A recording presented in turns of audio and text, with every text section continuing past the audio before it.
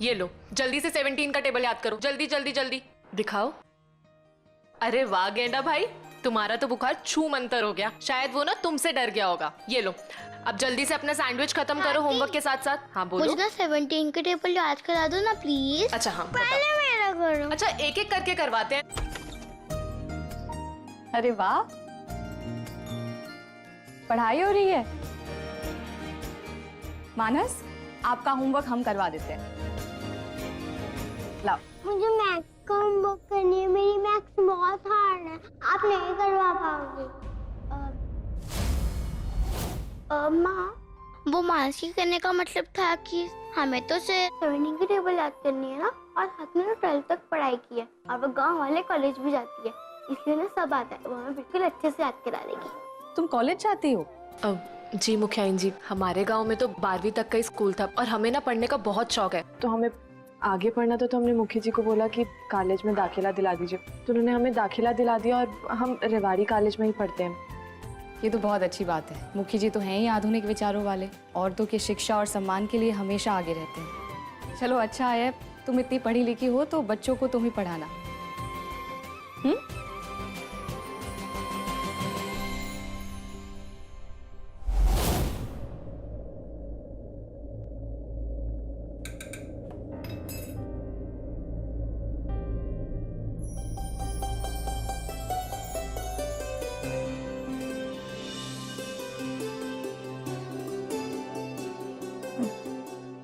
मन्ने तेरे तो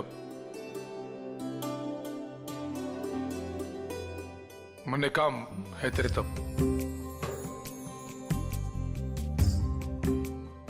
मैं तन्ने यो कहना चाहता था कि मेरे यो कुर्ते का बटन टूट गया, अगर तू लगाती थी तो मन्ने यो पहनना है आज। मुखी जी वो क्या है ना कि हम घर में सबके लिए चाय बना रहे हैं, तो आप साक्षी जी से लगवा लीजिएगा ना प्लीज। वो वैसे भी साक्षी जी को भी अच्छा लगेगा अगर वो सभी चीजें करेंगी जो पहले आपके लिए किया करती थी। आप एक कप चाय लेंगे?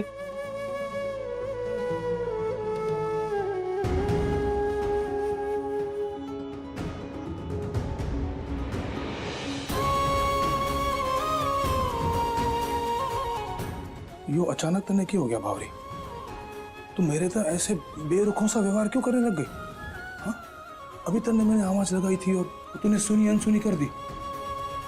तू मैंने अनदेखा क्यों कर रही है? हाँ मुखी जी, इन बातों में व्यस्त हो जाएंगे तो चाय ठंडी हो जाएगी। घर में सबको चाय दे के आते हैं। अरे हाँ हाँ, नहीं हम लोग यहाँ ठीक हैं।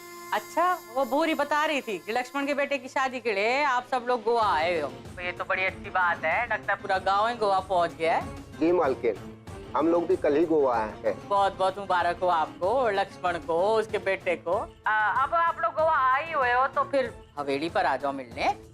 इसी बहाने आपकी वीरेंद्र से भी मुलाकात हो जाएगी, अपने मुखिया से, और कुछ काम होगा पंचायत का तो वो भी हो जाएगा है? जी मालकिन, मुखी जी से मिलने आते हैं हम लोग। ना शादी में लग जाओगे ना, तो एक काम करो, आप लोग जल्द से जल्द आ जाओ। कोई मसला है जिसे सुलझाना है जल्द से जल्द। ऐसा कौन सा जरूरी मसला है मालकिन कि जो गांव की जगह इधर ही सुलझाना है? आप तो जानते हैं ना कि मुखी की पहली पत्नी साक्षी वापस आ गई है, तो एक बड़ा मसला खड़ा हो गया है। हर गांव में एक ही मुखिया और एक ही मुखियाइन होती है, लेकिन अभी हमारे गांव में एक मुखिया और दो मुखियाइन हो गई। एक उसकी पत्नी साक्षी और दूसरी उसकी मोड़ की पूर्वी। और ये तो कभी ना हुआ कि दो जन एक गांव की मुखियाइन हो। रीत है, निभानी तो पड़ती है। तो अब आपको ही फैसला करना है कि गांव की असली मुखियाइन कौन है, वीरेंद्र की पत्नी साक्षी या वीरेंद्र की मोड़ की पूर्वी। देखिए, जो भी फैसला करो ना आप सोच समझ के करना। ना रीति रिवाज है, सालों से चलते आ रहे हैं। अगर आप मेरी राय पूछो ना, तो भाई मैं तो यही कहूंगी कि पत्नी को ही असली मुखियाइन होना चाहिए। और ना आप लोग तो समझदार हो, बस ये देख लो आप कि कल को ऐसा ना हो कि गांव की हर मूल खड़ी हो जाए अपने अधिकार के लिए और उन्हें लगे कि मुखियाइन बन सकती हैं। तो फिर आप आ जाओ हवेली पे, और जो भी इसका फैसला हो ना, एक बार बात करके सही फैसला ले लो। आप समझ रहे हो ना मैं क्या कह रही हूँ? जी मालकिन, समझ गया। हम कल ही आके मुखी जी से बात करके फैसला करते हैं। अब मैं रखूं मालकिन? ठीक है, हाँ, नमस्ते।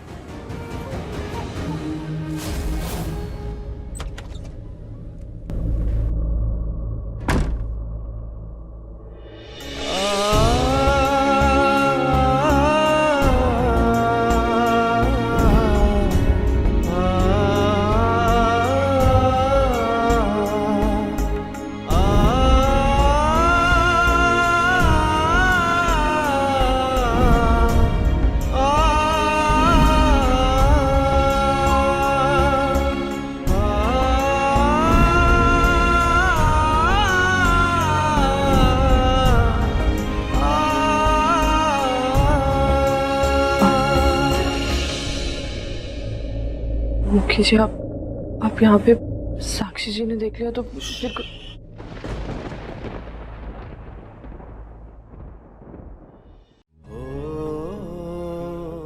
मैं सुबह तो तेरे से बात करने को तड़प रहा हूँ और तू मेरे तरफ देख भी ना रही है। क्यों अनदेखा कर रही है? मन्ने क्या बात हो गई? देख, मैं जानता हूँ कि तन्ने क्या चुभ रहा है। इस मूल की शब्द को तू तेरे तक दूर करना चाहती है, वो तो तेरे साथ फिर तक जुड़ गया है और तू चाहकर भी इसका विरोध न कर सकती।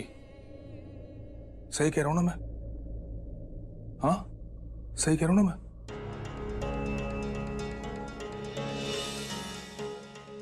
नहीं मुखी जी, ना ही आप सही कह रहे और ना ही आप सही समझ रहे, वरना आप इतनी रात हमारे साथ भी साक्षी जी के साथ होते। देखिए मुखी जी, साक्षी जी ने बहुत मान सम्मान से हमें इस घर में दोबारा रहने की इजाजत दी है। बहुत बड़ा एहसान किया उन्होंने हम पे। उसके बदले में हम उन्हें कोई धोखा नहीं देना चाहते। और ऐसे हमारे बीच बढ़ती नजदीकियां देख के साक्षी जी को बहुत तकलीफ होगी और ऐसा हम बिल्कुल भी नहीं चाहते हैं, क्योंकि हम नहीं चाहते कि उन्हें बिल्कुल भी पता चले कि आपके और हमारे मन में आज भी वही लगाव है, प्रेम है, और आप हमें अपनी मोल की नहीं बल्कि उससे बढ़कर मानते हैं। क्योंकि हम ऐसा बिल्कुल भी नहीं चाहते। उन्हें यही लगता है कि आज भी आप हमें मूल की दुल्हन मानते हैं और उसके अलावा कुछ भी नहीं। अगर उन्हें सब सच पता चल गया तो उन्हें बहुत दुख पहुंचेगा और हम ऐसा बिल्कुल भी नहीं चाहते। हम कभी भी ऐसा नहीं चाहेंगे कि साक्षी जी को कोई भी दुख पहुंचे। और शायद बेहतर रहेगा अगर हम इन्हीं सब चीजों को सच मान के स्वीकार कर लें।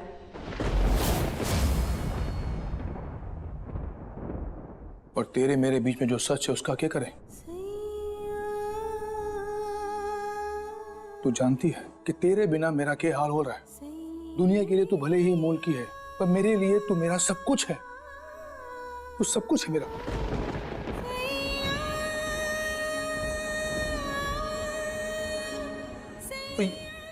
यो सच से हम दोनों कैसे मुंह फेर सकते हैं? हाँ? बता। फेरना पड़ेगा मुखी जी, क्योंकि साक्षी जी ने आपकी मोलकी को इस घर में जगह दी, आपकी पूर्वी को नहीं। और हमें हमारे कमरे में रहने की इजाजत दी है, हमारे मुखी जी के दिल में नहीं। मुखी जी, हम इस घर में सिर्फ और सिर्फ मोलकी की हैसियत से रह सकते, एक प्रेमिक और एक पत्नी की हैसियत से कभी भी नहीं रह सकते। मुखी जी, आप कभी सपने में भी नहीं सोच सकते कि एक औरत के दिल में क्या गुजरती है जब उसे पता चलता है कि उसका पति उसकी गैर मौजूदगी में किसी और से मिलता है। वो औरत टूट जाती है मुखी जी। और हम साक्षी जी के साथ ऐसा कभी भी नहीं होने दे सकते। जब साक्षी जी ने हमारे साथ इतना बड़ा न्याय किया तो हम उनके साथ कभी विश्वासघात नहीं कर सकते, कभी भी नहीं कर सकते। मुखी जी, इसीलिए आज से हम और आप इस घर में अजनबियों की तरह रहेंगे। ये तो क्या? आप हमसे हमेशा आज से दूरियां बनाए रखेंगे। हमारी परेशानियों को और मत बढ़ाइए मुखी जी। अब हाथ जोड़ते आपके आगे, प्लीज यहाँ से चले जाइए।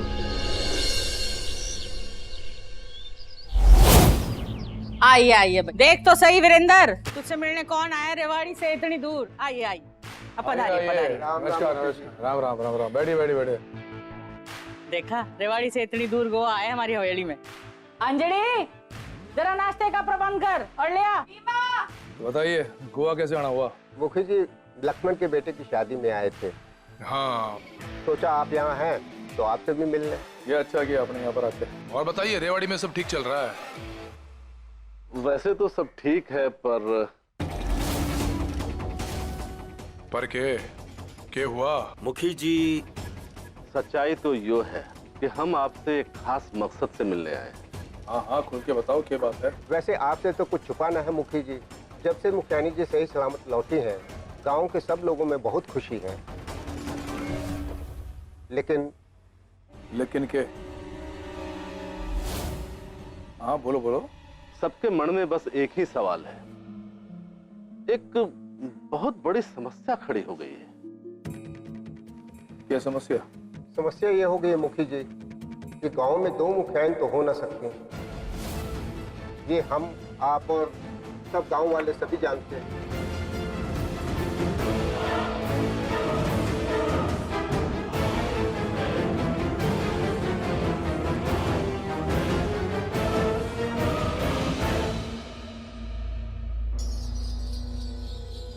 माँ, अब आएगा असली मजा।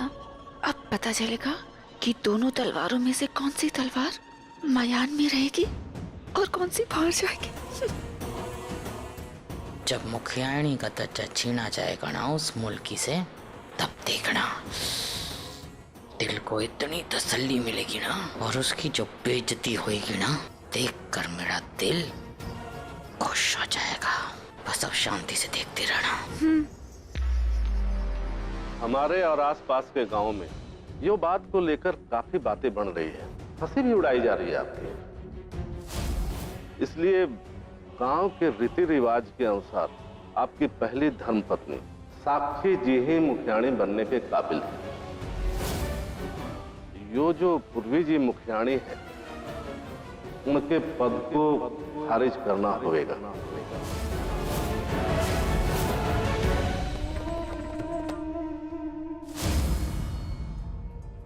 हम जानते हैं कि आपको गोवा से वापस लौटने में काफी वक्त लगेगा, पर इस मुद्दे को लेकर गांव में काफी उथल पुथल है। बिल्कुल, सब लोग यही जानना चाहते हैं कि उनकी असली मुखियाइन है कौन। हमारे और आसपास के गांव में इसे लेकर बहुत सारी बातें बढ़ाई जा रही है। आपसे विनती है कि आप साक्षी जी और पूर्वी जी को बुला लें, ताकि उनके सामने ही पूर्वी जी के मुखियानी के पद को खारिज करने का ऐलान कर सकें।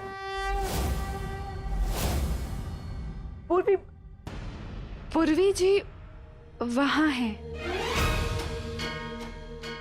पूर्वी आजा बेटा, ये पंच लोग कुछ फैसला लेना चाहते हैं, आजा।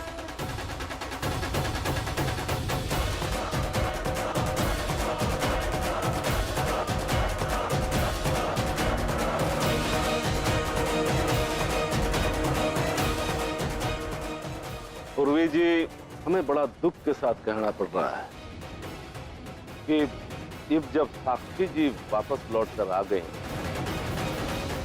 तो आपको दिया हुआ मुखियाणी का दर्जा मजबूरन हमें खारिज। रुकिए।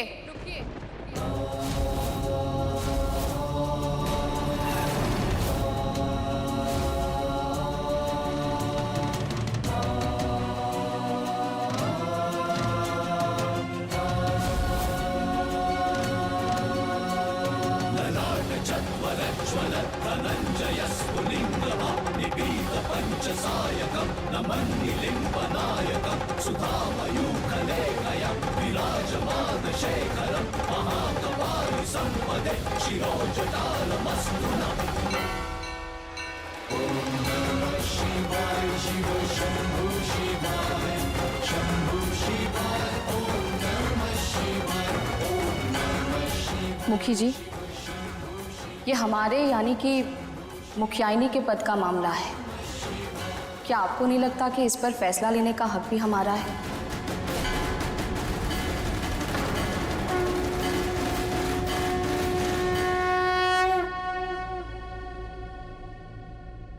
जी मुखियानी जी, आप बिल्कुल सही कह रहे हैं।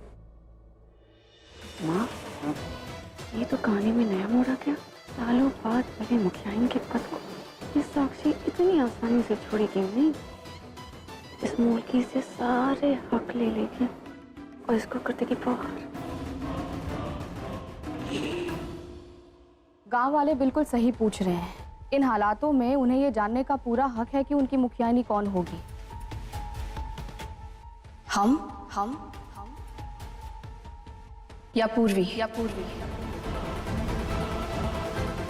साक्षी जी, हमें ये मुखियानी का दर्जा नहीं चाहिए, हम नहीं ले सकते। पूर्वी, इस पर तुम फैसला नहीं करोगी, हम करेंगे। ये ऊपर वाली वो कैसे दिन दिखा रहा है तू मन्ने, पता नहीं आज क्या होगा। हम इस हवेली की बड़ी बहू हैं और मुखी जी की पत्नी भी। इस नाते हम मुखी जी और आप पंचों के सामने ये ऐलान करते हैं कि इस गांव की मुखियाइनी हम ही कहलाएंगे।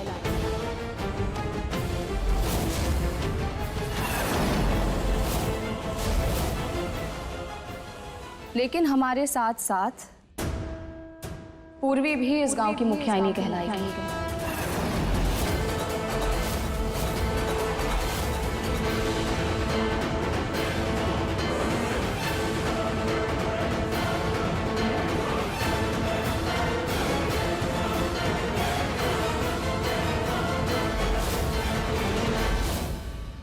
जी, सही सुना आप लोगों ने। हम रेवाड़ी की बड़ी मुखियाइनी कहलाएंगे और पूर्वी छोटी मुखियाइनी।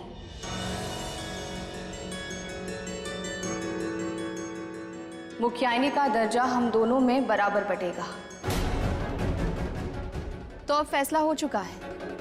आप बाकी गांव वालों को भी बता दीजिए कि हम उनकी बड़ी मुखियाइनी होंगे और पूर्वी छोटी मुखियाइनी। तो हो गया आपकी समस्या का समाधान, या और भी कोई समस्या है आपको? जी मुखियानी जी, जो आप कह रही हैं वो पत्थर की लकीर होगी।